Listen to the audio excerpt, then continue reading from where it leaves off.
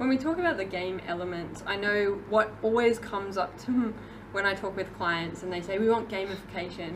Normally what they want is just something that looks colourful, and it probably goes to the extent of their knowledge, which is around points and badges. But we know that it goes beyond that, and there's more to motivation. So what can you guys share on that? Look, I mean, certainly we do a lot with, stuff around certainly around the points and badges, with the social learning platform curator and a lot of that, and that does work well.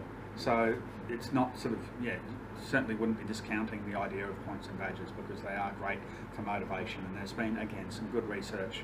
I remember reading this article about an organisation that was using badges to as a way to motivate their staff, and the staff were getting badges for completing courses. And when they brought that out, there was actually a large increase in the uptake of courses that people were doing. Awesome. Then they went, oh, hang on, this has been really popular, it's been a really huge uptake. Right, how about if we now allow people to actually trade those badges in for material things, such as free lunches, an hour off work, all that sort of stuff. There was no further increase in the uptake. So people were simply motivated by getting the badges. The material rewards didn't matter to them. It was the badges that they were actually engaged with, and also the competition. So that's the thing, and that's where I think the points comes into it quite well, is you can actually then have leaderboards and stuff like that as part of the points and bring in some competition. And certainly if you've got a training program that is internal, and you've got people like, oh, Kathrine, we'd probably end up competing against each other, trying to get them more points, just to have that bit of kudos where you can actually go, hey, I've got more points than you. And you do that by sort of getting in and learning and motivating them. So I think there's some good stuff around that, but certainly going beyond that into those other things that Kathrine was talking about before, that's the next level of it, and it needs to have the right sort of course as well.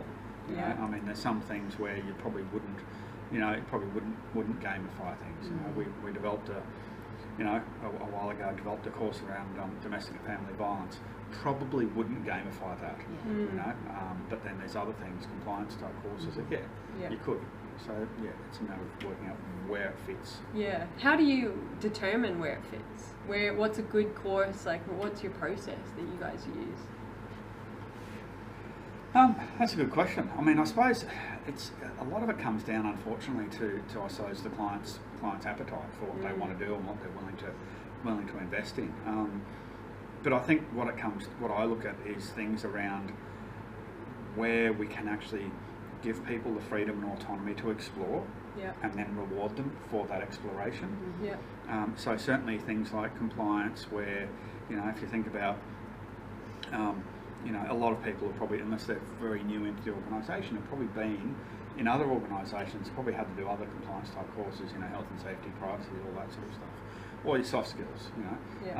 Everyone at some stage has probably been a customer, so they probably don't need to be told these are the top 10 things around customer service. So you can probably build a really cool game around, okay, here you go, you've got to do some stuff in a customer service experience.